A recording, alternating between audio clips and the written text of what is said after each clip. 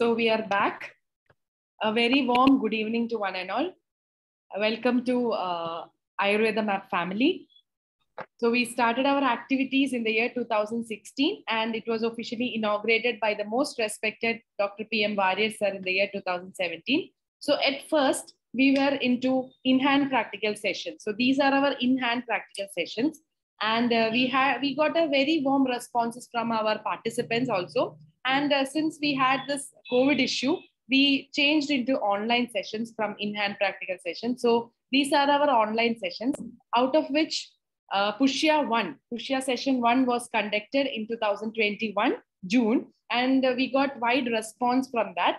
And that is one of the reasons why we have also started this PUSHYA 2 session also. And we had also conducted a Raksha session. It was about the Garbha Samskara, antenatal and the postnatal care also. And then we had this Varnyam sessions, online product making sessions. And we have also stepped into a one-year program also, that is postgraduate diploma in Ayurveda cosmetology, which is going to get over now. And also we have started this postgraduate diploma in Ayurveda nutrition, which is ongoing process. And now we are calling for the PG diploma in Ayurveda cosmetology batch 2. So we have almost got a very good response. And now we have just 5 seats awaiting in the Kochi team. So if anybody would like to join the Kochi team, you can contact Dr. Jasul. And we also have a Swadhyaya. It's a recorded classes and we are now giving the recorded classes. So once again, welcome you all to the PUSHYA session 2, 2022, an online session on Ayurveda gynecology, organized by Ayurveda Map and supported by Relax Kerala. So we'll be having almost 18 sessions with 35 plus hours of class. So you will be getting access to all the recorded classes through our application.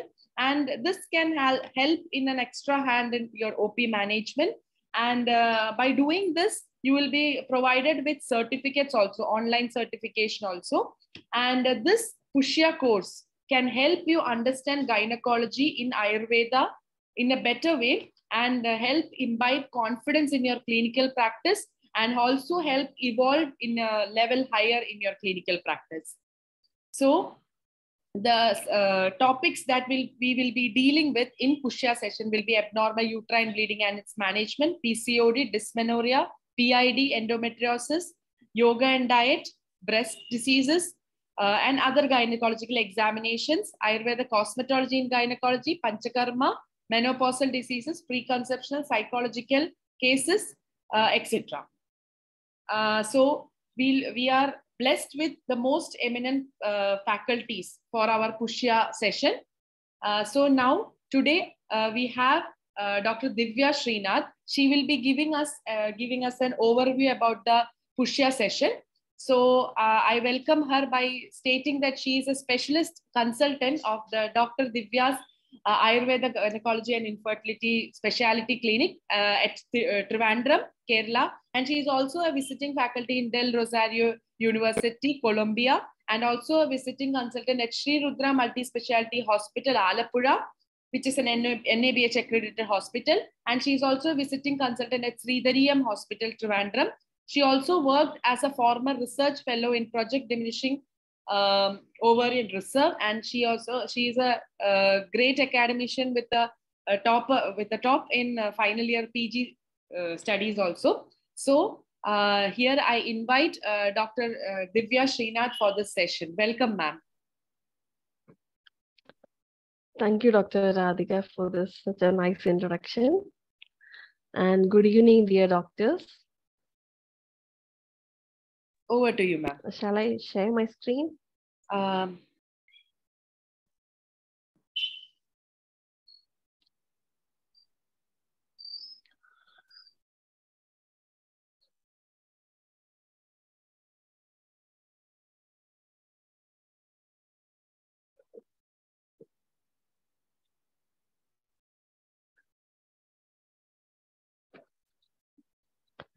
So good evening, dear doctors. Today is an introduction session to PUSHYA 2022.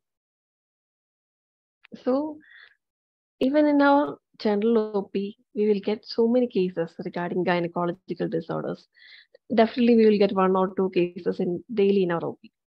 So it usually can like dysmenorrhea or even vaginal discharges or even endometriosis, PCOD. PCOD now cases are rising. After this lockdown, there are so many PCOD cases. So just like any other cases, history taking is also very important in this gynecological disorders. So this with a proper history only we can get into a proper diagnosis. And first, when a patient comes to you, first we had to build a good rapport with the patient. Especially then only the patient will tell you the detailed history. Or sometimes we need to give the patient some privacy, because when the in some married cases and all, when the lady comes with the husband, so they usually sometimes tell, especially in infertility cases, they usually tell like, I started to have this menstrual irregularity after marriage only. They will tell like that sometimes. So when we give some privacy to the patient, so then she will sometimes may open up and tell that she may have earlier menstrual irregularities and she took treatment, and after that it subsided and again the irregularity appeared. So uh, we need to have a trustful relation with the patient, and also the patient should feel that you will definitely support her, and we should respect her privacy also. And when we take a detailed history, we should listen to her first. And also, it's like a double-sided weapon. Sometimes the patient will start to tell like a long story. So we had to make the conversation to narrow and take whatever we need from the detailed history. So when taking like just any other cases, like we had to age and all, age is an important factor because we can see more this like PCOD cases in the, even we can see in the younger age, but more adenomyosis cases or endometriosis cases or fibroid cases after 35 plus years of age. And marital status is important because when we can do a pervaginal examination only in married couple or married lady. So we can also, even though lady is unmarried, if in the privacy, we can ask whether they are sexually active or not. Now we can get so many cases like that. They, even though they are unmarried, they are having sexually active. So we can also ask the patient in privacy only. And occupation like whether their work is a stressful work, long sitting. And now I notice that I have so many infertility cases in bank employees, and like in the case both husband and wife are like the case, this infertility case is rising, bank employees, this menstrual irregularities is rising. So occupation is also because prolonged sitting, stressful work, all are having some effect on the like the menstrual cycle and all. So we had to ask whether what is the current issue, like what is the presenting complaint, whether it is a menstrual irregularity. So if it is a menstrual irregularities, like when the issue started, like whether we also need to know what is her last menstrual period. And it is always better to ask for like at least 3 consecutive menstrual cycle, even if the patient tell you that yeah, my cycles are regular, I get periods every month, but we had to ask whether we had to ask the 3 consecutive menstrual cycle, and also ask whether it is induced the cycle, whether they took any medicine to get periods. So I got a lady, she told me that she's having cycles every month. Like when taking detailed history, she told me that when her like 30 day, 35 day, of course, if periods is not happening, she take medicine to induce the cycle. So we had to ask whether the cycle is normal or it is normally coming, or she's inducing the cycle or not, or whether she's taking any OC pills to correct the cycles. And nowadays we can see like they are taking people are taking OC pills like in a like 1 year, 2 year. When they visited a previous gynecologist, they give this OC pills for 1 or 2 months, but they are in a habit of taking it for to making the cycle regular. And also we had to ask whether they are having any previous investigation reports, or whether they are having any previous history, like some ladies will come with the previous laparoscopic surgeries for PCOS, like ovarian drilling done for PCOS, and all. We had to take a detailed history regarding that. And okay, again about micturition is also very important in female patients. because most of the ladies have a habit of taking less water.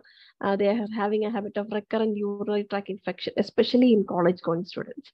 So we had to ask also about that also, whether they are having any burning maturation, or whether they are taking like fluid properly, or in a perimenopause, or age less more than 35 plus year ladies, asked whether they are having any urinary incontinence. Because after normal vaginal delivery, or even some cesarean case also, we can see this urinary incontinence. Only when we ask about it, they will tell. Otherwise, if it becomes only a major concern for them, then only they will approach you for the treatment. And the bowel habit also, whether they are having constipation or bloating, especially around the time of menstruation. So, like in the premenstrual period, that is before the period of menstruation, whether they are having any constipation or bloating or any mood swings, we can ask about that.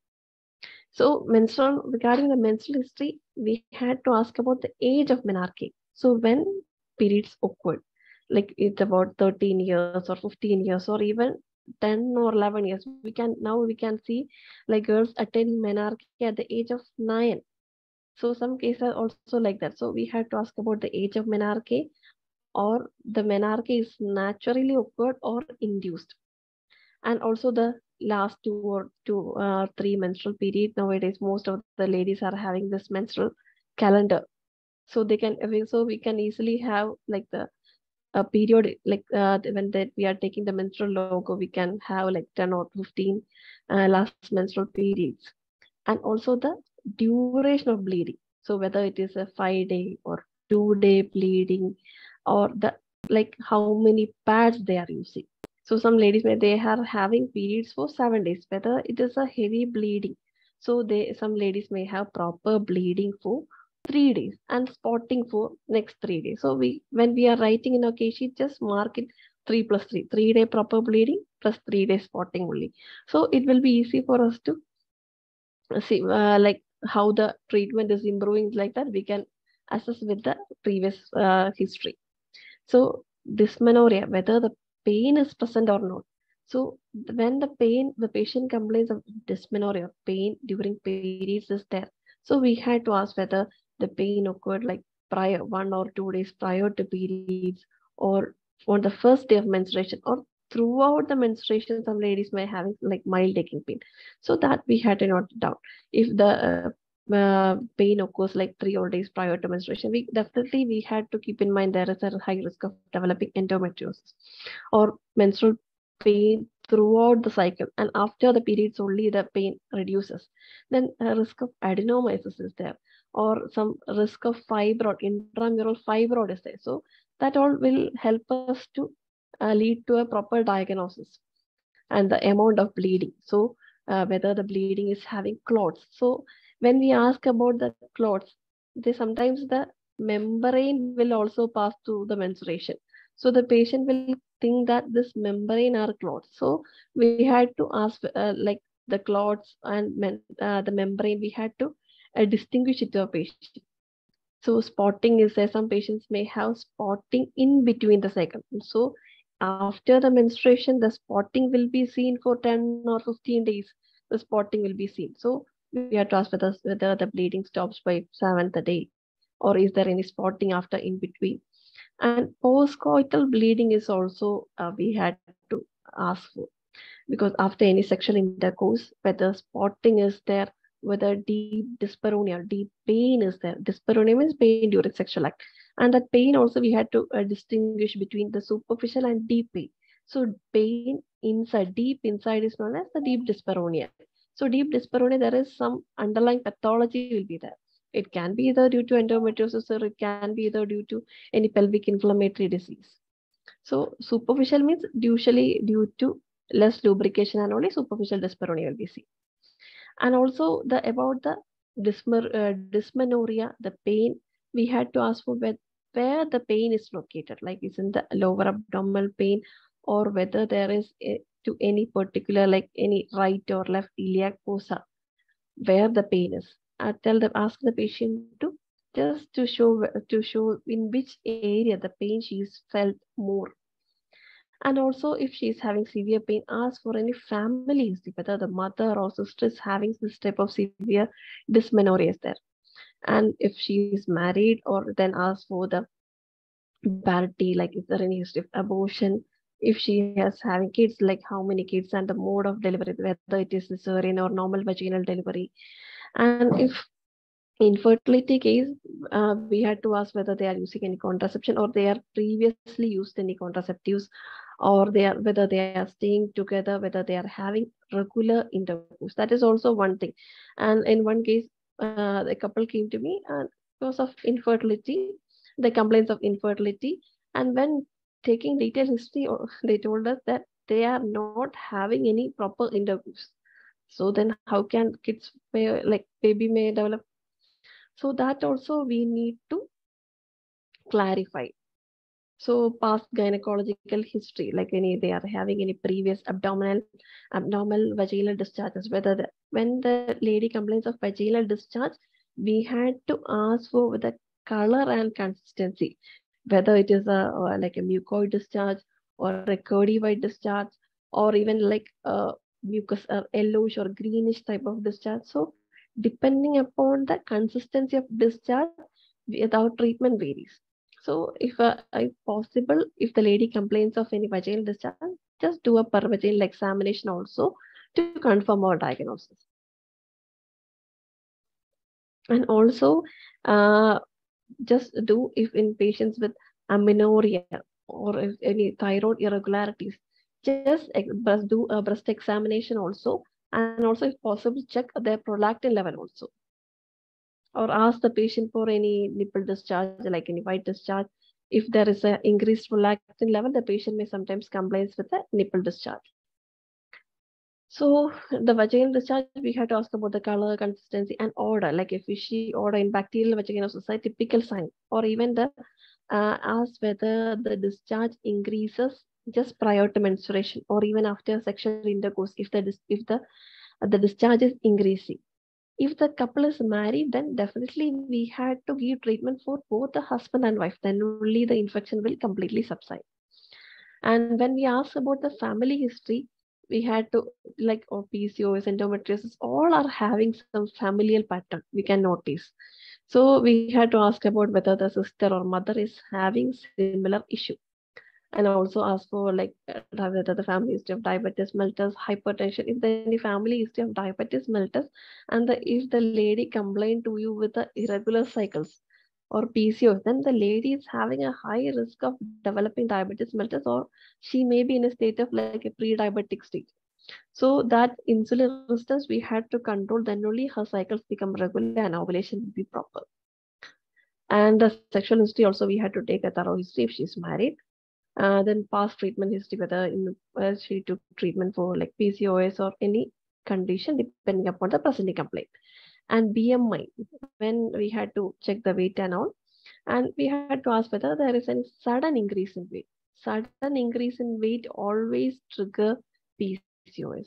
So that we had to ask, we had to check the BMI and also ask the patient whether there is a sudden gain in weight. So thyroid, nowadays we can see there's so many cases with hypothyroidism along with menstrual irregularities and PCOS. They're coming like a combo pattern nowadays. And psychological status of patient is also very important when we are dealing with gynecological cases, because when we take a proper history taking, we will know how the patient, the psychological status of the patient. So if an anxious patient, we had to add some medicines like Mansamitram or even Shankapushpi Churnam in our prescription, so that that aspect will also cover. So physical examination is also very important. Just do a abdominal palpation. Just palpate all the quadrants of the abdomen, especially this low. I think pointer is here.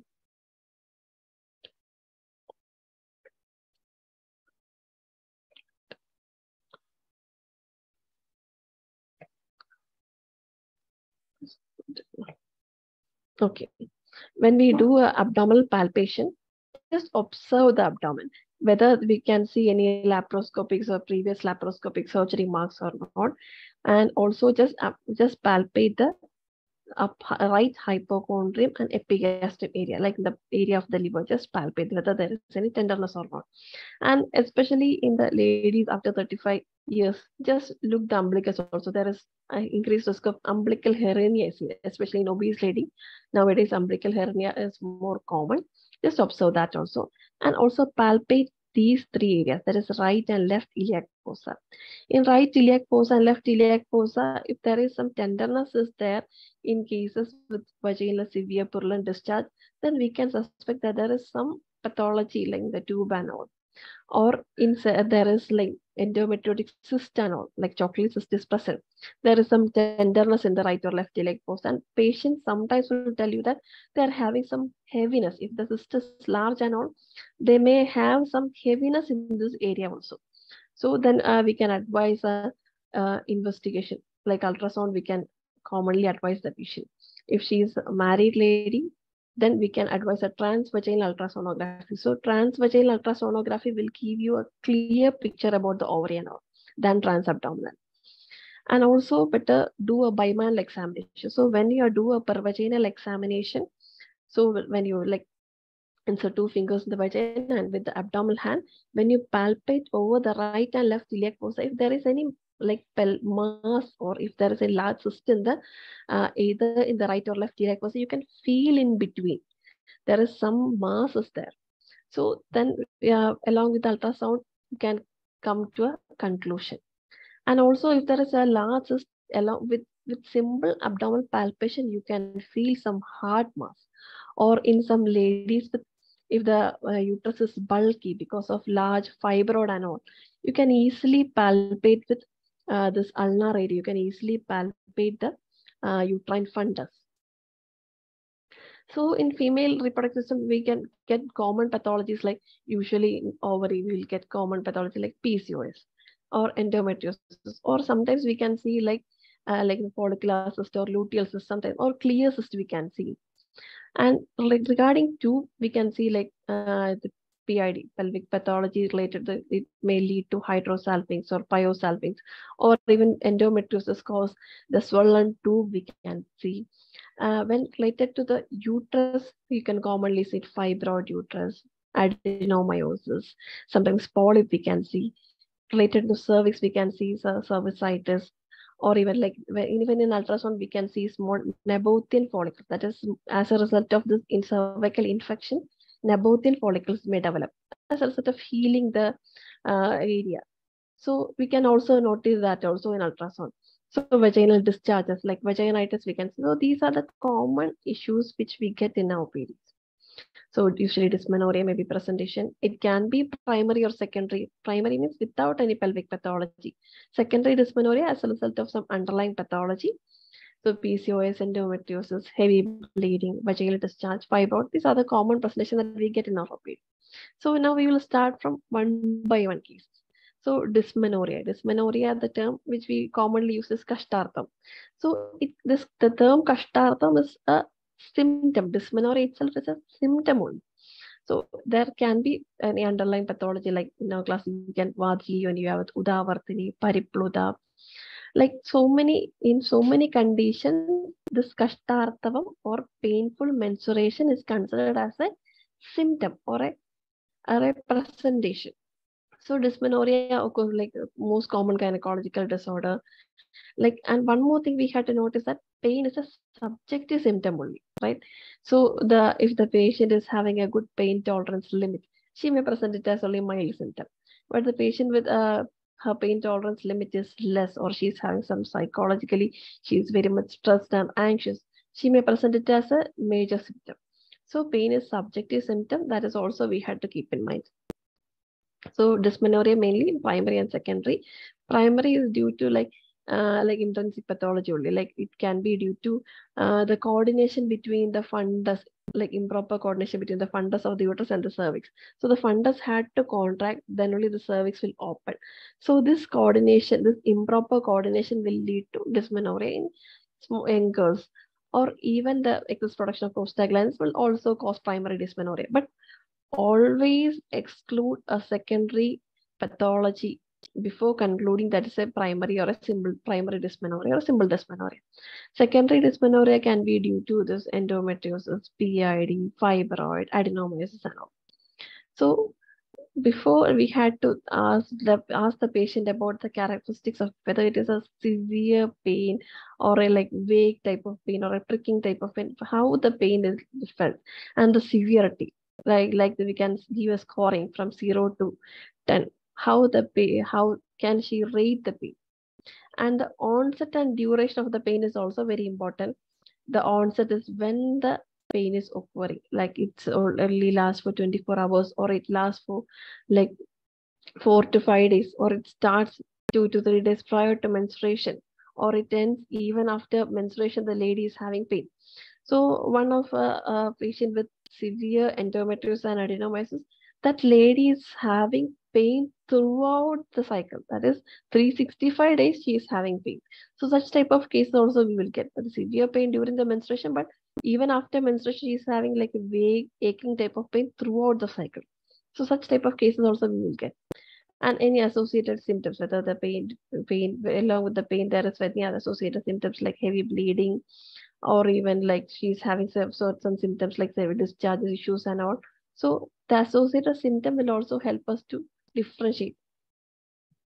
So the differential diagnosis we had to keep in mind is like endometriosis, PID, fibroid, irritable bowel syndrome, urinary tract infection, any Mullerian duct anomaly. Like Mullerian duct anomaly means there is some developmental defect in the uterus. So a bicornate uterus, such type of cases, there is the coordination will not be proper. So it may be result in this dysmenorrhea or any intrauterine contraceptive devices there. So depending upon the associated complaints, we can get into a proper diagnosis. So primary dysmenorrhea occurs without any pelvic pathology, but we had to keep in mind in ladies or in girls, younger girls or college going students with severe dysmenorrhea. So even if we do some like ultrasonography and we didn't find any pathology also, then also we had to keep in mind that these ladies are having high risk of developing endometriosis in later life. Okay, that is also one thing we had to keep in. So we can prevent developing of endometriosis in such girls by doing an anulomana type of treatment, and also to improve their immunity, because uh, immunity is also one factor contributing to endometriosis that we will discuss. So usually the dysmenorrhea it will be called like keeping like vague pain. So usually the common methods like hot water bag, trigger therapy, and also ginger. Common usually use ginger, which is having a non-steroidal anti-inflammatory action, just like a cyclopam. This ginger is having action. So usually non-steroidal anti-inflammatory drugs are usually taken. Sometimes usually the college girls are taking it like every month when pain starts, they start to take this cyclopam or painkillers. So it become a habit for so many girls. So in Ayurvedic view, when considered about this dysmenorrhea, like when pain is there, the Vata dosha is definitely having a role. So Kashtartham, we all know the term Kashtartham means Kashtena Muchidinyatam. So there is some role in Vada, and Abhana Vada is having the major role. So our aim should be Abhana Vada Aniloman. And this Kashtartha is mentioned as a selection of in different yoni like Vadagi, Sannivadagi, Paripluda, Udavartani, Andarmugi. So many yoni but this Kashtartham is mentioned as selection. So in one study, it is observed that this Vada Prakriti and Vada Pitta Prakriti, any Vada Anubandha Prakriti subjects are having more chance of developing this dysmenorrhea. And also like very lean subject patients, or especially like typical Vada Prakriti ladies or girls are having more chance of developing this dysmenorrhia. So common medicines which we can give in dysmenorrhea are like this Gandharvastadi Kashayam, Hingvajadi, Vaishwanaram, Saptasaram with Hingvajadi, or Abhyarishta Vidhanam, which is having a proper anilomana property, or Sukumaram Kashayam with Sukumara Mistragastane, or even the Sukumara Gritam can be given, but not give, should not be given in endometriosis cases. Sukumara Erandam, Nargundi Erandam, or any like the combination like Amritarishnam, Punarnavasavam, Vittamar is having like a sudden action that is like of cyclopam action we can get from this Amritarishnam, Punarnavasa and Vittamaran combination. It has an anti-inflammatory action.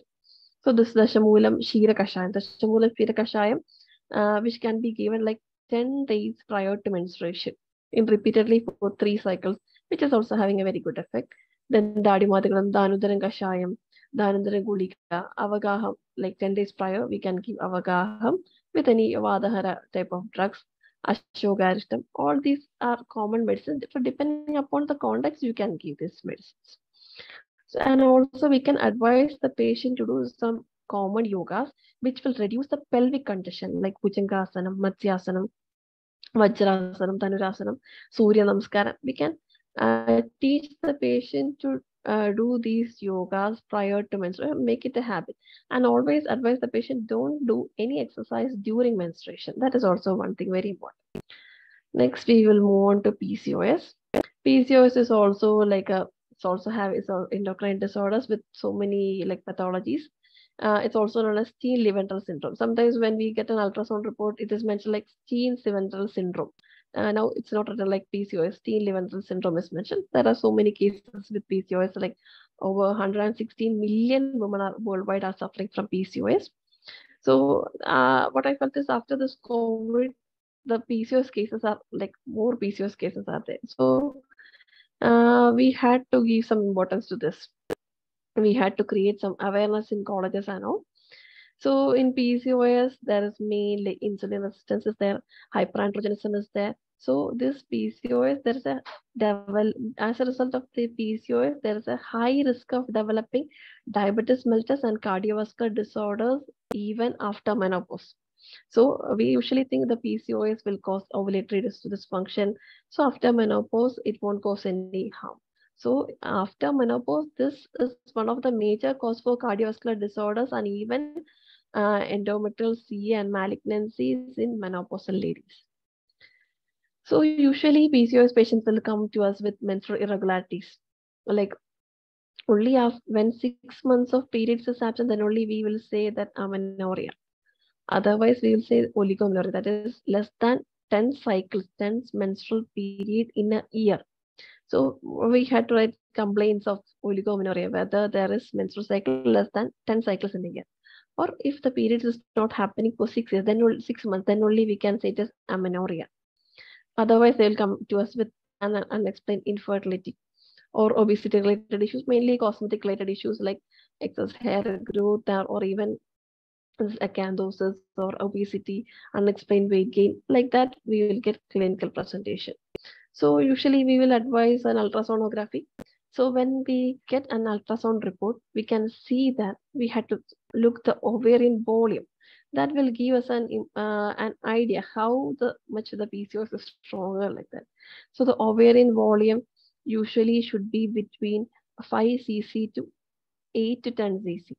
So if the PCOS volume is more than 10, so sometimes we will get PCOS, the ovarian volume more than 20 cc also we will get. So the ovarian volume we had to assess, and also the endometrial thickness also. Like if the patient tells you that she's having amenorrhea, absence of menstruation. Okay, she's having absence of menstruation and she doesn't get periods for more than 2 or 3 months. So definitely what we will do, definitely we will start to give like Artava Janaka type or Artava Pravartaka type of medicine. So before that, we had to look the endometrial thickness. So in this case, endometrial thickness is 4.1 millimeter only.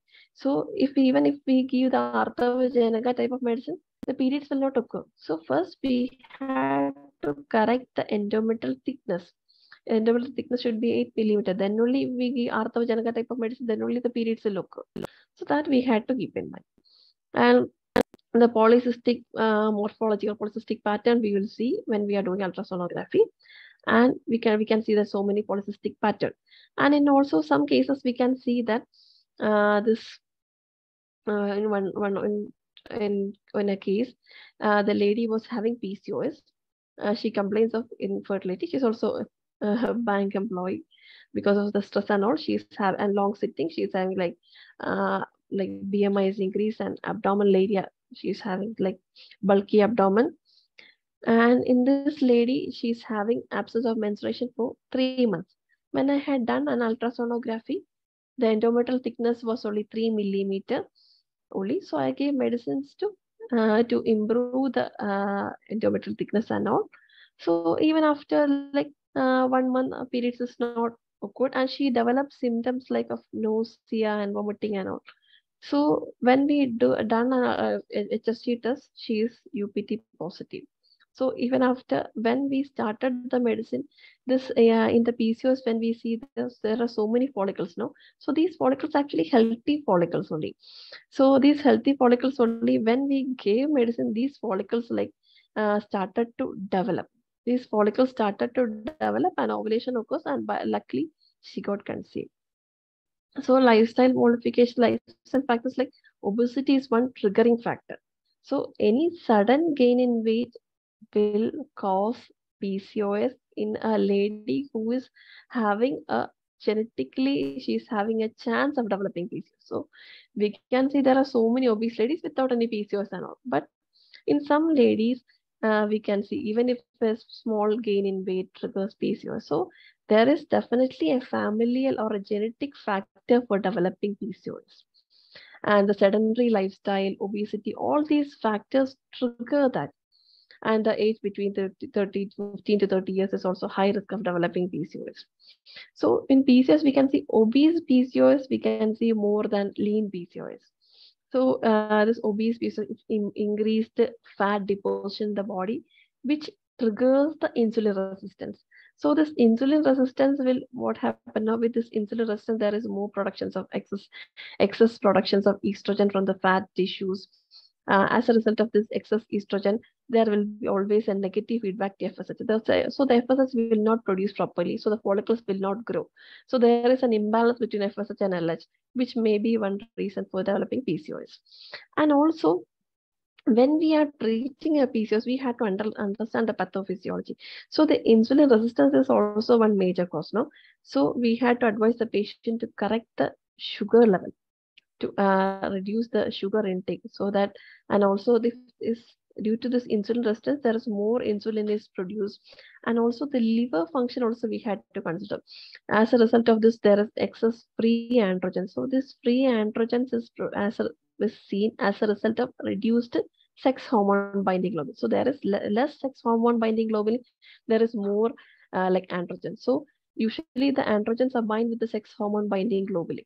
So there is more free testosterone or more free androgen. So this hyperandrogenic environment will always suppress the follicular growth. So when we are giving medicine, usually we give when we in a PCOS patient, we usually observe the ovary, we observe the endometrium. We give medicines like Saptasaram, Punarnavasam, Kanjanaram. Especially we look at the ovary only. But we had to give some medicines to correct the liver function also, and also advise the patient to like regulate the diet, and then only our treatment will be more succeed. We can give some medicine like Liver 52 or even Manjishtadika Shayam or Sharibadiasam, which or even Kanjanaram, which correct the liver function also. So this combined treatment will have more result in PCOS. So this is one criteria, Rotterdam criteria. So we usually see there are so many categories of PCOS we can see. Like in some cases, we can see all the symptoms that they have irregular cycle, they have symptoms of hyperandrogenism, that is excess hair growth and all, like hair fall in the hair, especially in the like in the frontal area, there is hair fall. More hair growth is seen in the chin, in the upper lip area. And even if we do an ultrasound, we can see the polycystic morphology in the scan also. That is known as frank PCOS or a phenotype A. In some cases, we can see symptoms like excess, like hyperandrogenism. We can see the polycystic morphology is also seen in the ultrasound, but the lady is having a regular cycle. But the cycle frequency sometimes 30 to 35 days, she may get periods. And in some cases, we can see that the cycles are regular, the androgenism, hyperandrogenism condition is also seen in the patient, but the ovarian morphology is normal. So different types of PCOS is there. So in all the PCOS, the treatment is not similar. So depending upon the type of PCOS, we had to treat it accordingly. So the hyperandrogenism, we can see like more of hirsutism you can see. But when we observe a patient, if we feel that there is no hair in her, when we observe that there is no hair in the upper lips or chin or in the chin area, then also we had to ask whether the patient, do you have any abnormal hair growth? Because nowadays laser treatment is more common, like they will do threading, waxing and all. So we had to ask whether they are having any excess hair growth, because this pilosebaceous unit now, they are very much sensitive to the circulating androgen. So there is excess androgen in the body, definitely they will stimulate this uh, pilosebaceous unit in the face and all. So there is a conversion of this terminal hair to vellus hair. So the hair in the like the facial hair in the woman are very thin, and the color is also like very like thin, very like light color only. But when as a result of this hyperandrogenism, this hair will change, and it will become more thick and dark hair. So we can, in our medicines, we can reduce the frequency of development of this hair. Which I noted is that after threading, the like the severity or the intensity of growth we can reduce without gradually without treatment. So this the severity of hyperandrogenism we can understand with the like the hair growth, like uh, whether there is a mild hair growth or whether there is severe hair growth even in the chest region around the nipple area and all, we can ask the patient. And insulin resistance is also like contributing to the PCOS. So this excess adiposity will always cause insulin resistance, and also this androgens also favors the insulin resistance. So we can advise the patient to do some regular like exercise, like at least do 20 to 30 minutes of moderate exercise, not simple exercise, moderate exercise, along with diet restriction should be it's a mandatory along with our treatment. So we can check the fasting blood sugar. If the fasting blood sugar is between 100 to 125, then there's she's like a pre-diabetic stage. Usually, in a PCOS patient, we had to check the fasting blood sugar. Next is acanthosis nigricans is also one clinical presentation which we can easily notice with the ladies. Sometimes the ladies may tell, if we check for the neck pigmentation and all, the lady will tell me, because I'm using this type of chain, it caused the color difference. Actually, they won't admit it, but we had to observe whether there is any insulin resistance, whether there is any change in the skin over the neck region. So the usually the clinical manifestation of PCOS is usually the irregular cycles. When irregular cycles, so of course, only then only the patient will come to you. So because there may be some mild or severe oligomenorrhea, like the the cycles become longer, like 35 to 60 days or even 90 days. The duration, like the in between cycle, that the cycle length will be like that. And also we had also to check the thyroid level and prolactin level in PCOS, and also the fasting blood sugar. So these also have some connection in between. So we had to check that also. And ovulation is also one major issues. When we start our treatment, we can gradually notice that the ovulation initially, the ovulation will occur in day 20 or day 18, but with gradually treatment, the ovulation will come back to normal when the ovarian volume reduces and the ovaries start to function properly. Then the ovulation will come back to normal. And in some ladies, even in when the bleeding, of course, some ladies may have heavy bleeding, but mostly in PCOS ladies, the bleeding will be less only. There is only less bleeding only, like bleeding for 1 or 2 days. So lean PCOS is also we can see, but in lean PCOS, the major cause is insulin resistance, and also genetic factor is one of the major cause. But they are having a high risk of developing into an obese PCOS, even though they are lean PCOS, but they are having a high chance of developing into obesity. So in obese PCOS, we know the menstrual irregularities and all. And in basic investigation, we had to do is definitely we had to check the weight, and we had to give some diet chart and advise the patient to reduce 1 or 2 kilos in the next visit. Like that also we had to advise. And also basic, we can do ultrasonography. We had to check the fasting blood sugar, HbA1c, and if the patient is planning to conceive, we had to check the HbA1c, and HbA1c should be less than 6. If HbA1c is more than 6, then there is a high risk of developing any genetic abnormality to the baby. That also we need to check. If we want, we can to check the AMH level also. AMH level is usually raised more than 6 in PCOS subjects. The FSH-LH ratio will also be altered. So along with medicine, the diet and lifestyle modification is very important. Advise the patient to do good exercise, like 30 to 40 minutes exercise should be mandatory along with medicines. So commonly, if there is proper endometrial thickness, we had to give medicines like Saptasaram, Kanashada, Chiriviladi, Chitragrandhyadi, Tilakwadam, Gandharvastadi, Panchagolam, Panchagola Garbhashya Shodhanam. Action Kumariya Sabha all correct the irregular cycles. So if the endometrial thickness is less, if it is like 2 to 3 millimeter only, then we had to give a Brahmana type of treatment. We can give Dadimadi Kirtam along with Saptasaran Kashayam we can give. Then the endometrial thickness will come to normal. Then we can give Shadavari Kirtam or Sukumara Kirtam we can give. Or we can give Sukumara and Kashayam with Pipalia and Vasatailam we can give. So if the lady is having heavy bleeding is there, then we can give, like we had to give Stambana line of treatment like Tiktanga Shayam, Musalikadadi, common medicines, Pushyanakam, Shadavari, Stipulon, or Pravala Basmam, we can give. So commonly in PCOS, we can give these like Kanashadavadi, Varanadi, Sukumara. So if the endometrial thickness is less, like 2 to 3 millimeter, then don't give Varanadi. Opt for some other medicines like Saptasaram with Dadimadi and all. Gandharvastadi, Kumariasam, Pulingoyam, Kanjanara Gukula will reduce the cystic pattern of the ovary. So next is fibroid. Fibroid is also one common issue, but usually in cases fibroid as a presenting complaint, you will get that there's a little less chance, but you will get commonly like patient with severe pain or heavy bleeding.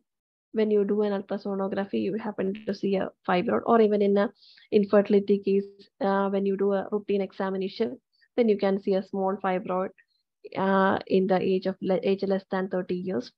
So the risk of developing fibroid is early menarche, that is more estrogen exposure, in obesity, nulliparity, or PCOS case. PCOS case also you can see fibroid seen.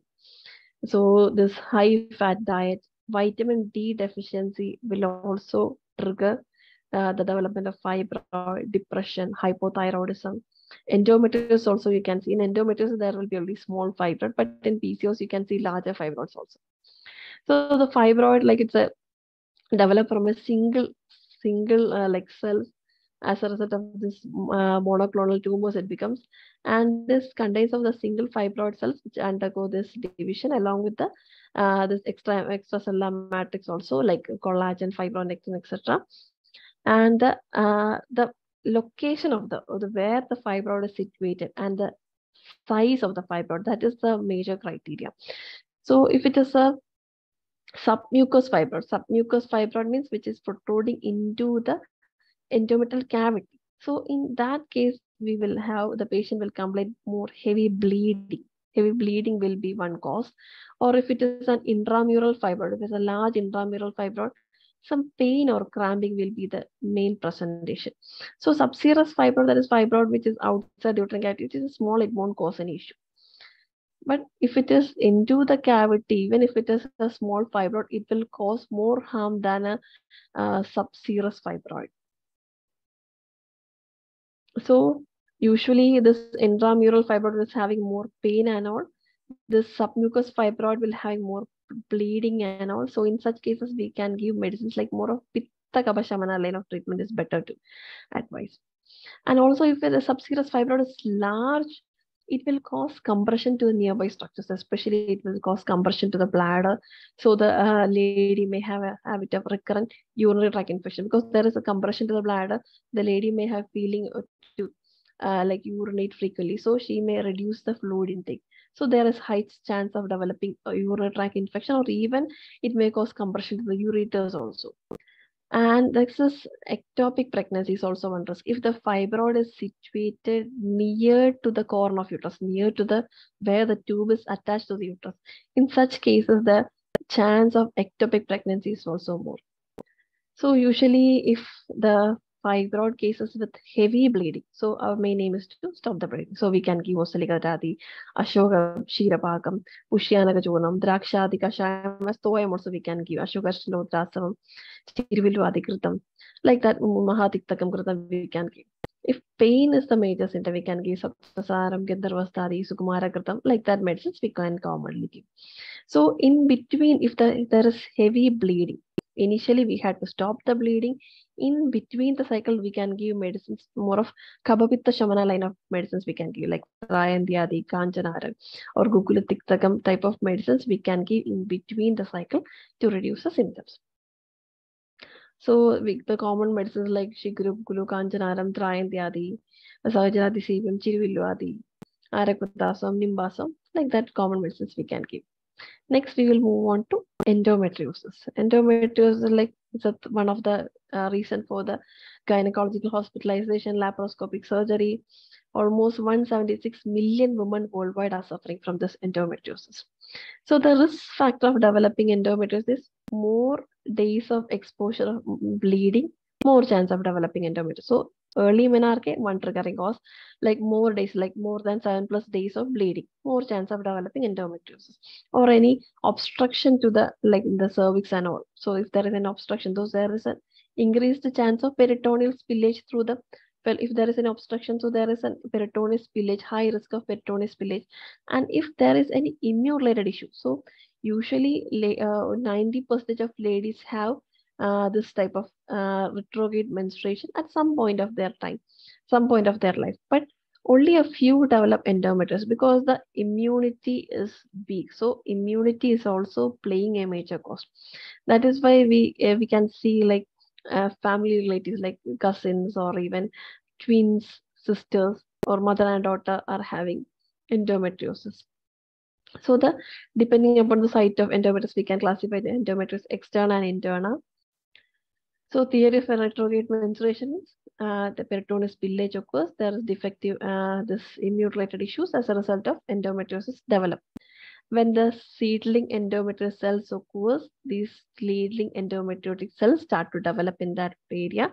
They are actually very self-sufficient. They start to produce their own estrogen secretions. They have more estrogen receptors, and it leads to further proliferation and cause local inflammation. As a result, the lady may have severe pain and like menstrual irregularities also. And as a result of this, gradually the body tries to make the inflammation to particular area. So more adhesions are formed. As a result, the severe pain, infertility and all.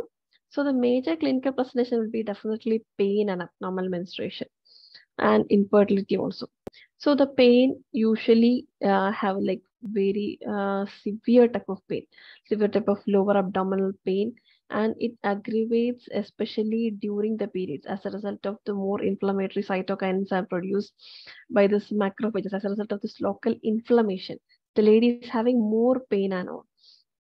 And also, if the endometrial implants are there in the like the uterosacral ligaments or the ligaments which attach or in the pouch of Douglas, the lady may have this deep dyspareunia type of pain.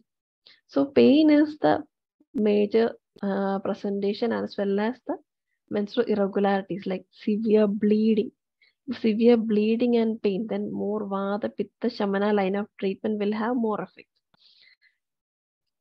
So adenomyosis, next is adenomyosis. If this endometrial tissues are implanted in the muscular area of uterus, this is known as adenomyosis. In adenomyosis, there is a heavy bleeding along with pain is the main issue. So usually in endometriosis and ovarian endometriosis, spotting, the patient will complain about the dark brownish spotting will be the first complaint. That is also one thing which we can observe in our practice. So this endometriosis, it alters the pelvic anatomy. So usually the tubes will be attached on the back of the uterus. So the ovary will be having a large endometriotic cyst and it will be attached on the back of uterus. So the pelvic anatomy is altered. So even if the ovulation happens, the tubes will be separated from the ovary. So usually the egg will not be picked up. Or as a result of this large endometriosis, the normal ovary will not function. So normal ovulation or follicular development will not happen. So then also ovulation will not be happen. Or if ovulation happened also, the normal like implantation molecule is affected. So normal implantation is also impaired. So there are so many factors which may lead to endometriosis and lead to infertility. So we can't find any particular reference for endometriosis in our classics. We can see like scattered reference, like we can see the dyspareunia is mentioned in the Pariplodayoni, the Gramidarmeruji, that kind of reference we can see. We can use the Raktapittam, or even Vadika Pradaram, or even cystic pattern like Vadika Grandhi. So we can also adopt all these different treatment modalities in this practice. So usually Vada Shamana line of treatment in case of severe pain and all is good.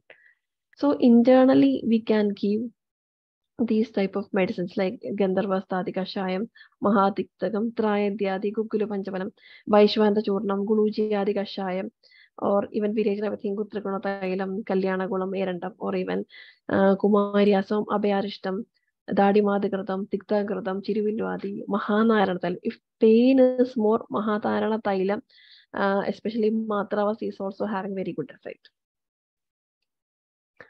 So vaginal discharges, usually, normally vaginal discharge will be seen, but in a small quantity, and around the ovulation, the consistency of vaginal secretion will be changed.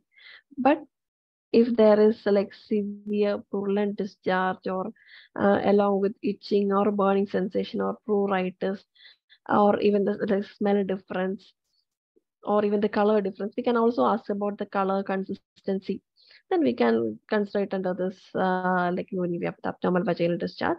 And always, if there is a discharge issues, then always do an examination to see whether there is some tenderness over the quadrants is there, and also do a perspiculum examination to see the cervix is healthy or not, or whether the Bartholin's gland is affected. Some ladies, as a result of constant infection, the Bartholin's duct may get occluded, and the Bartholin's gland may have like infection and all. And also when we are doing a perspiculum examination, we can see like angry looking cervix, we can see with secretions coming from inside the cervix, we can see. So always do a speculum examination in vaginal discharge if she is married. And so when we are managing a vaginal discharge issue, we have to also correct the anemia, also check her HB level, and also in certain candidiasis and all, if the fasting blood sugar is high, or if she is like anemic, there is more chance of developing, or PCO subjects also more chance of developing this candidal infection.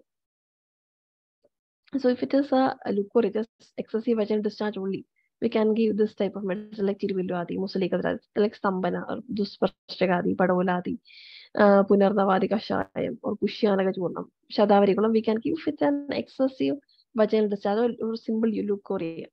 But if there is a candidal infection, definitely there is some kabadosha, there, thick curdy discharges there, pruritus, kandus there, kabadosha, definitely there is a room. So we had to cut the excess sugar and carb, and also we had to give the Kabbaharat line of treatment. We can give Tribala Gokulu, we can do an Avagaham, or even wash with Tribala Churnam or Arakudadi Kashayam. Internally, we can give Arakudadi Kashayam or Arakudasam, or even Nirgundiadi Kashayam. We can. If the patient sometimes tell that after sexual intercourse, the discharge issues increases, or there is smell, or like a smell issues is there, so definitely we had to suspect some bacterial vaginosis, and the discharge will be like creamy white discharge only. In such cases, we can give like Arogyavardhani Vati, Arakudasam, Nimbadi Kashayam, Amardotran Kashayam, Chandra Prabhata Akshadi, Tribala Kukula we can give. If the infection is not controlled properly, it can ascend it to even to the tubes and cause this pelvic inflammatory disease. So this is one case in which you can see this erosion is there, and also you can see the discharges coming from the inside the cervix. And also, just if we are doing perspicular examination on the lateral aspect, we can see the vaginal wall also. So in chronic PID or Paripluta, we can give some medicines like Nimbadi, Gulujiadi, this Amardotram, Brighatyadi, Gugulutiktakam, or Gugula Panjapalachura. We can give in chronic PID and advise the patient to do a douche. We can do a douche with Tribala, or like Gulujiadi, depending upon the dosha involved. And also, if dosha is not possible, advise the patient to do an avagaham with this particular medicines. In case of abnormal vaginal discharge, we had to always suspect there is underlying pathologies, like it can be a fibroid or an ovulation or adenomyosis or endometriosis or PID. We had to suspect, and in the initial phase, we had to stop the bleeding. Then after that, in between the cycle, we had to treat the cause. So like common like Stambana type of medicines like Musali Kadaradi Pushyanakam, Ashoka Valkal Sheetapakam, Tingin Pukiladi Lehyam, Shadavari Kirtam, Pravala Basmam, and also if the bleeding is heavy, long standing, also check the HP level also. If the HP is less than 9, actually our medicines won't act at that time. So next is menopause. As the life expectancy of women is increasing worldwide, more women are there in the menopausal issue. This menopausal period cause so many psychological as well as health related issues for the woman. So one of the major issue of this menopausal or the major complaint that we will get is the hot flushes. So the lady may tell this rapid episode of intense warmth that the lady may feel over the, especially over the face, and even in a cold climate or even in AC, she may have this sudden episode of this hot flushes. So in hot flushes we can't have any direct reference, but we can Vyadhi of Pitta, we can see reference like Osham Dhumana, which are having similarity that of like hot flushes in menopausal lady. So we can give more of like Vada Pitta Shamana line of treatment will work in hot flushes and all. So we can give Estimadu Churnam with milk or Ushira Samkulu Jiadi Kashayam, Drakshadi Kashayam. And if stress is one of the major triggering factor, we can give some Tungadrumadi Keram over the head, or even this Shirabella on externally on palms and sole. This Shangapushpi Churnam, Shweda Shangapushpi Churnam with milk at night, or even Sharibadhyasam. So these reduce the Pitta dosha. Or even we can give some Mrudu Virajana with Avagati Churnam. Next is palpitation. Palpitation is also one sign commonly the menopausal ladies are having. So this palpitation, definitely we had to exclude any cardiac cause. So after menopause, the cardioprotective estrogen hormone is less. So there is, we had to always exclude a cardiac cause. So if stress is one cause, we had to give medicine like Manasamitra Vadagam, Shangapushpi, Shweta Shangapushpi Churnam to the patient. And also we can give Drakshadi Kashayam and also check the thyroid function also. And also give Drakshadi Kashayam is also very good for this palpitation, and also Kumaran Kashayam.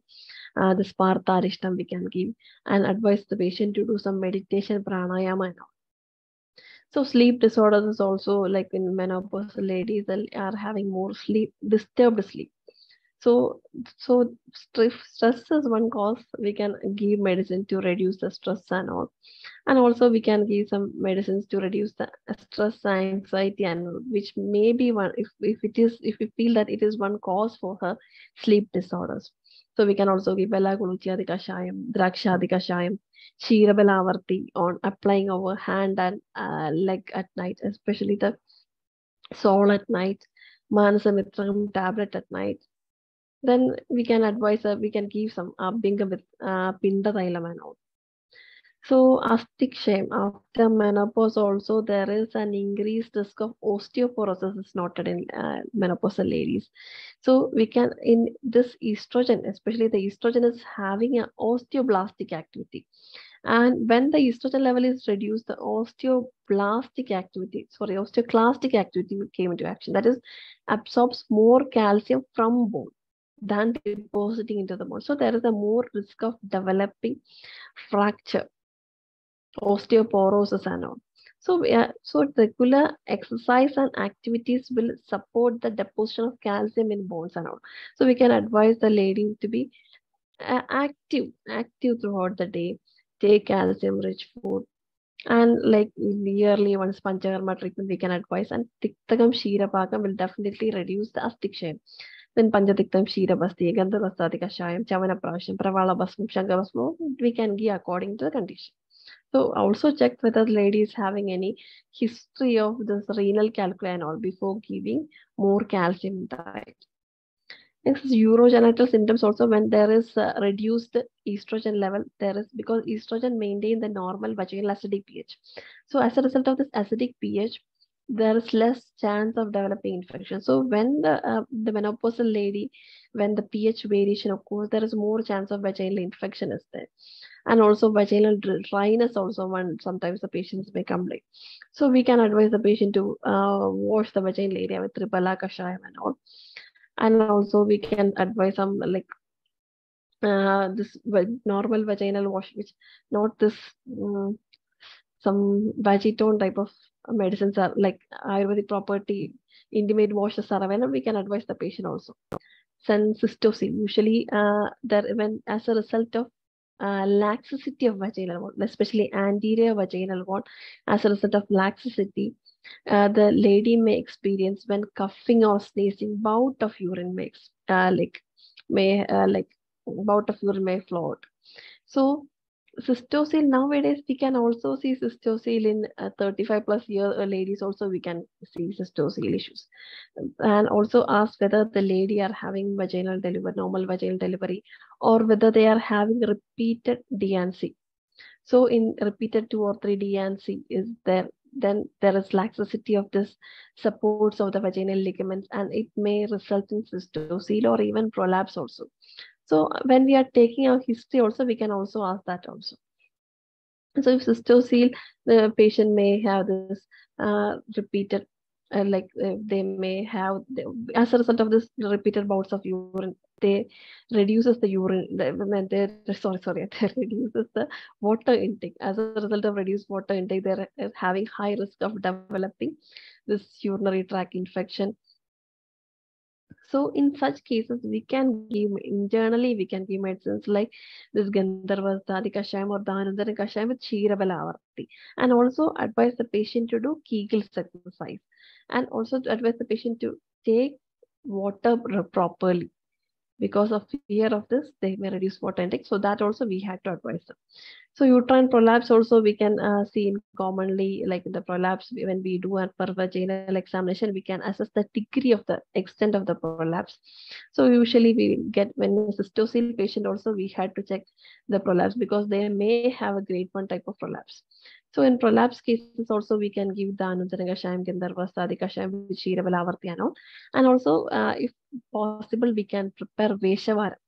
Veshavaram with Ajamamsam, this Gudam, and this Krita, Trigadu Churnam, Dadimatok Churnam is Belliram. So we can make it into a semi-solid preparation and we can separate it into a small pouches and keep in freezer.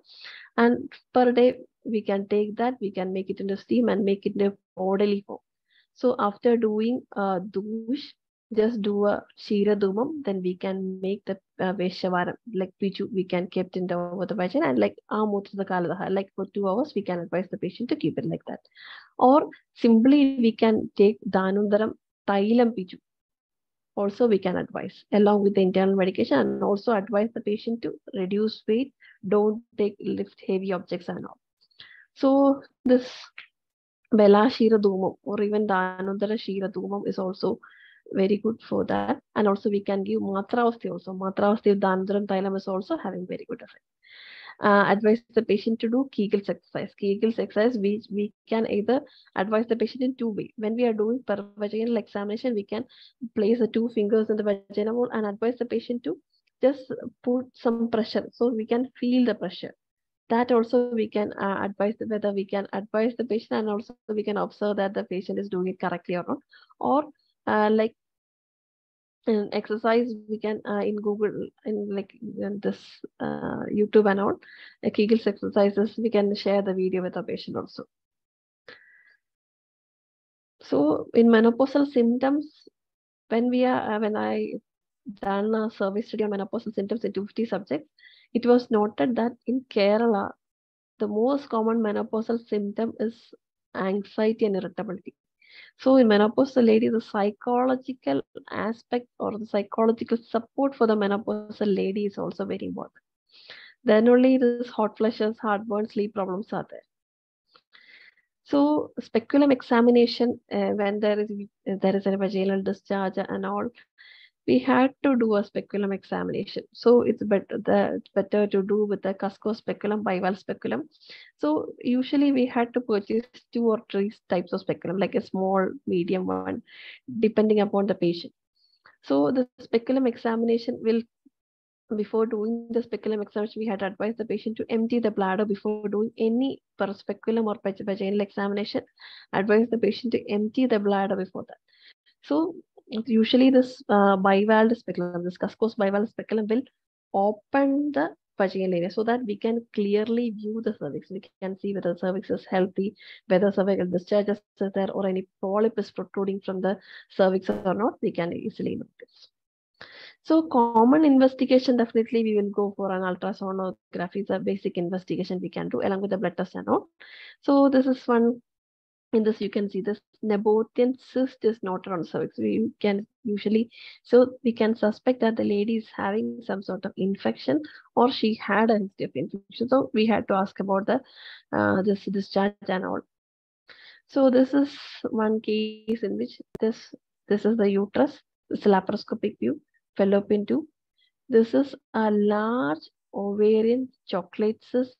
So in order to prevent the torsion means the torsion of the torsion may cause reduced blood flow to the ovary or it obstruct the blood flow.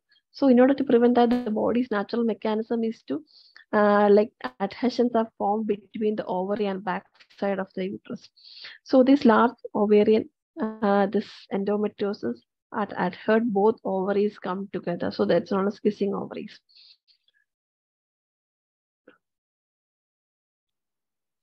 So when we are doing a follicular study, so if we want to know the follicular growth, ovulation and all, we can do a follicular study from day 10 onwards.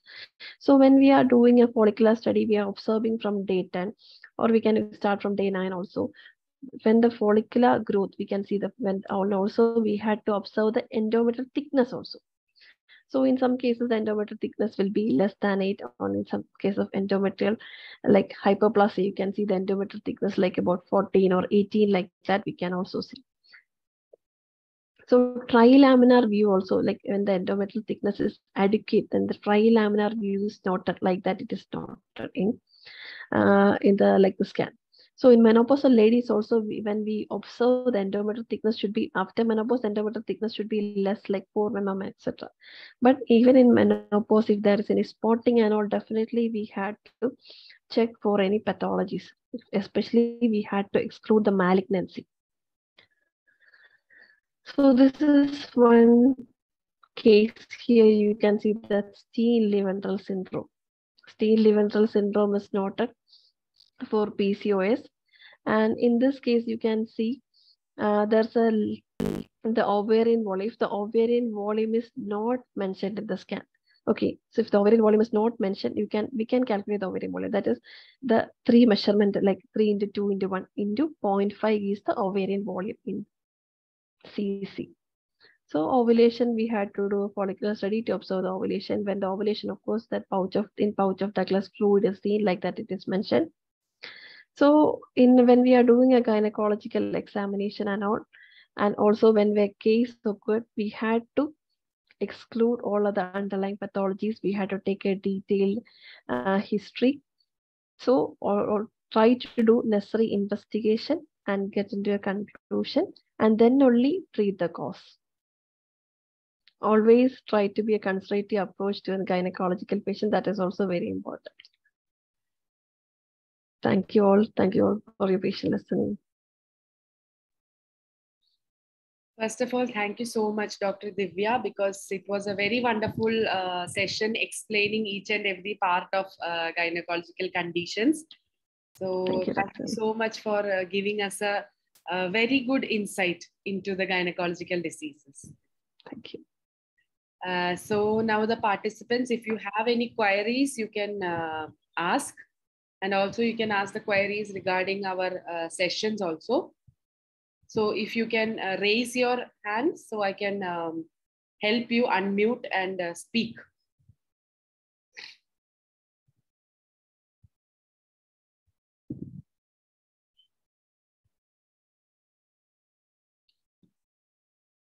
Yes, Dr. Jyoti, you can speak now.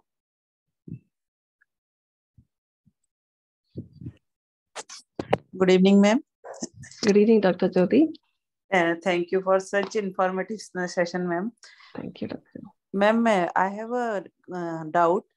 In lean PCOS, the USG is showing not much morphological dearrangement. Still, girls are having uncontrolled uterine bleeding. One of my patient, age 23, she is bleed from September and till now she is bleeding, ma'am.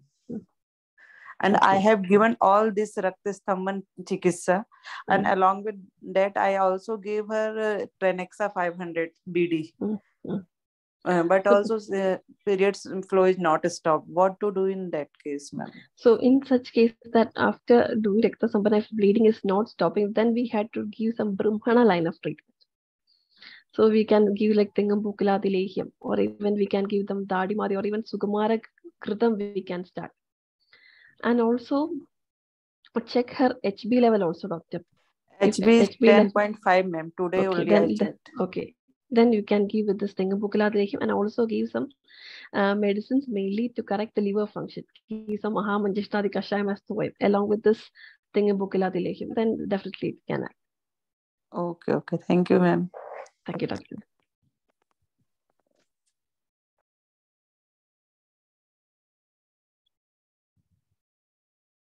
Next, if anybody wish to speak, you can raise your hand so I can help you unmute.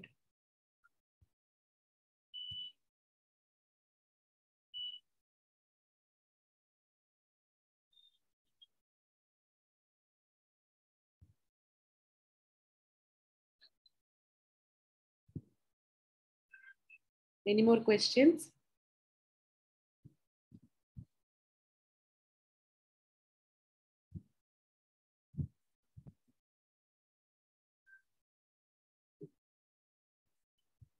Yes, Dr. Jyoti.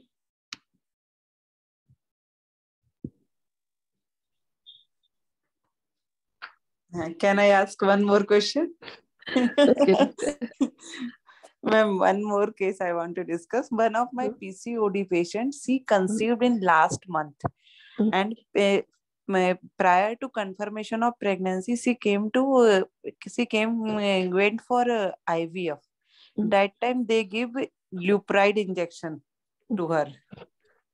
Lupride, and after that, when her period not came, she checked for pregnancy. Her UPT is positive and beta HCG also raised. Then I gave her a supportive treatment like Lakshmana Chirpak and all this Artrifem.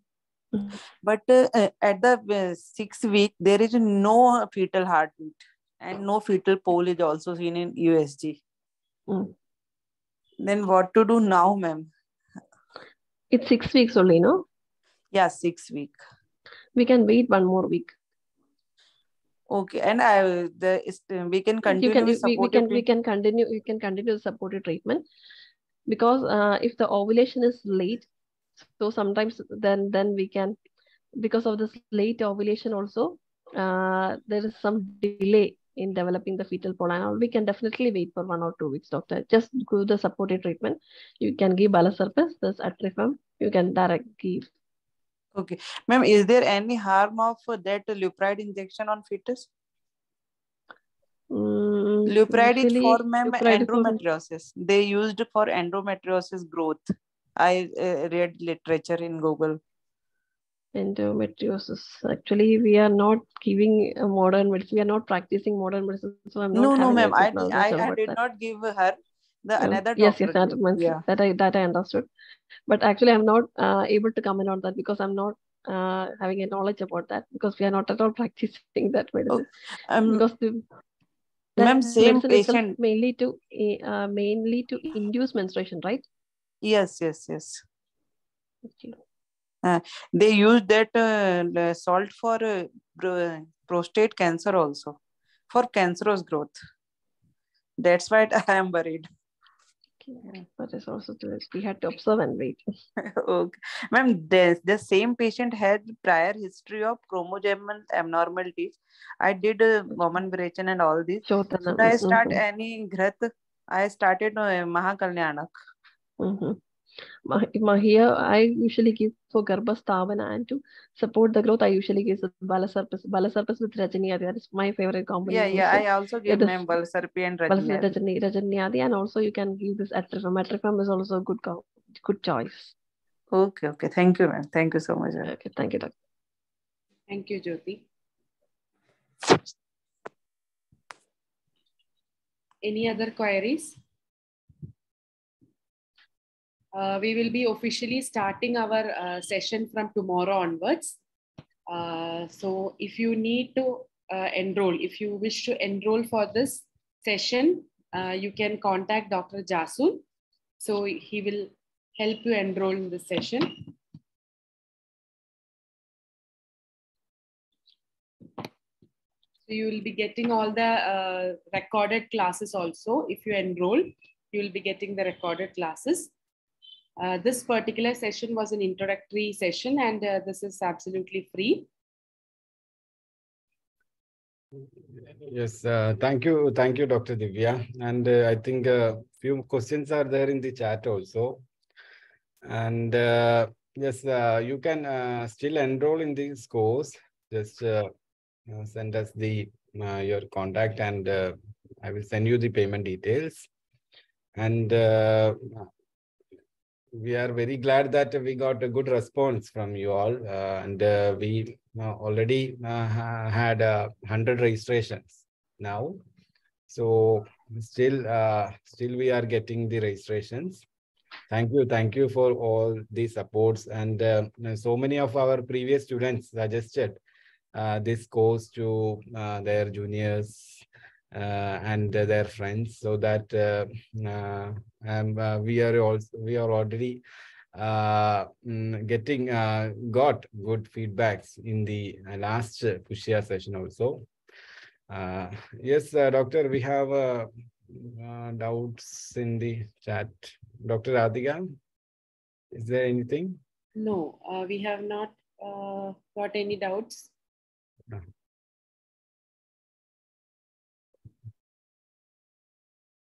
Okay, so sorry, that's the question to me. So that is preconceiving care after abortion with unknown reason. Dr. Hasina is asked that question. Preconception care after abortion. Yes. I think Okay, so we have if it is a first trimester, yeah, if it is a first trimester abortion, definitely we had to improve the quality of egg and sperm. That is the one main thing we had to do. So we can do a preconception shodhana. Shodhana we can give like Sukumaram, Mahakalyanakam, Krutam to the both the male and female, and do a Snehapanam, then Abhyangam, then we can do Virechana with Hingutrana or Avimati Shodhana. That is one thing we can give. After the Shodhana, we can also advise specific diet also. Specific diet like it is mentioned Nari Visheshan, Tailena Mashesha, like Pittala type of Ahara, we can advise to the female, and male also we can give. If and also if do a like a if in male we can do a like seminal analysis, we had to observe the seminal parameters, whether the count, motility, the quality of sperms is good and or not, and do a follicular study also. So give some medicines to improve the egg quality, like we can give Saptasaran Kashayam with Sukumara Kritam. That all we can advise, and also advise the patient to not to conceive after just after abortion. We can give a break of 2 months. Then all we can try and advise the patient to try, and in between try to switch on to a healthy diet and lifestyle. That is also one thing in our Garbha Samskara we can advise the patient.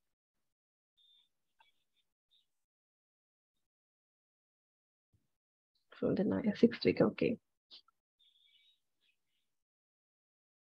So in the initial phase, the abortion is mainly due to the quality is one major concern that we had to address. Okay. Thank you, Dr. Hasina. One more question, GK Vatsala is asked. single drugs and compound formulations to have ovulatory cycle? So single drug, I got good result with Leshwina. Leshwina, I usually advise the patient with Leshwina, a small, along with Hingu, a small formulation, and also with Tila Thailam. Just fry small, 3 or 4 Leshwina in Tila Thailam, add this Hingu and this Levana along with food. That will support the follicular growth and support ovulation if it is a milder form only. Otherwise, we had to add medicines like Saptasaram, Kanashata, Huadi, and all we had to add.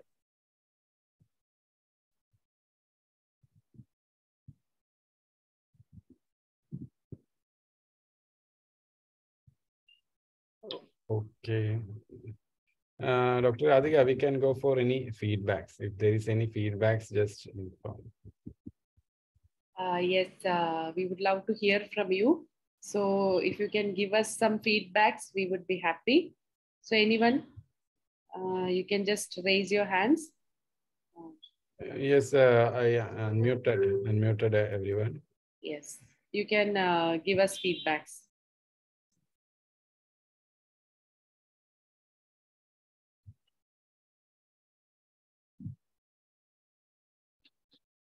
You have heard the session till now. So give us some feedback so we can help improve if needed. You can contact me in this number. I just send you in chat again so that you can enroll in this course. And we are starting from tomorrow onwards. Okay. And also one thing I want to add is that this is an introduction session only. So it is in full gynecology topic. We had to just compress it in 1.5 hours. It is actually a very difficult task. So we are having an elaborate session of each and every topic. That is also one thing I need to add.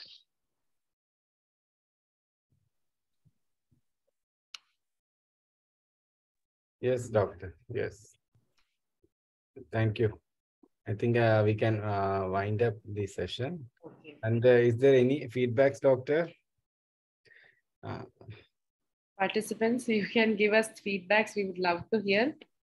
Yes, Dr. Sridevi Rajiv Warrior.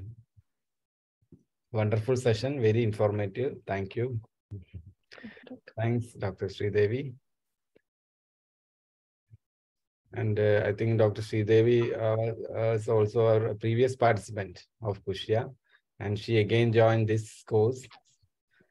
Okay, that's nice. Dr. Radhika, can you read the chat feedbacks? Sorry, doctor, I'm not able to. Okay. Every messages are sending to me. I don't know what happened. Okay. So Dr. Swati is asking, so Dr. Swati Golive, thank you so, ma'am. It's good opening with the introduction session. Okay.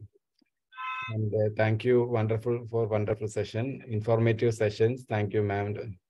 Dr. Ashwini Goyal, thanks, sir. It's wonderful session. I will join. Okay, thank you. Thank you once again.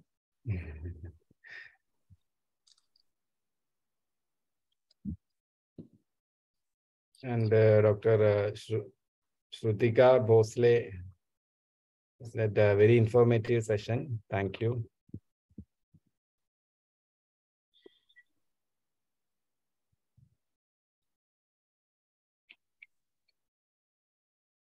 Thank you, Dr. Vinci.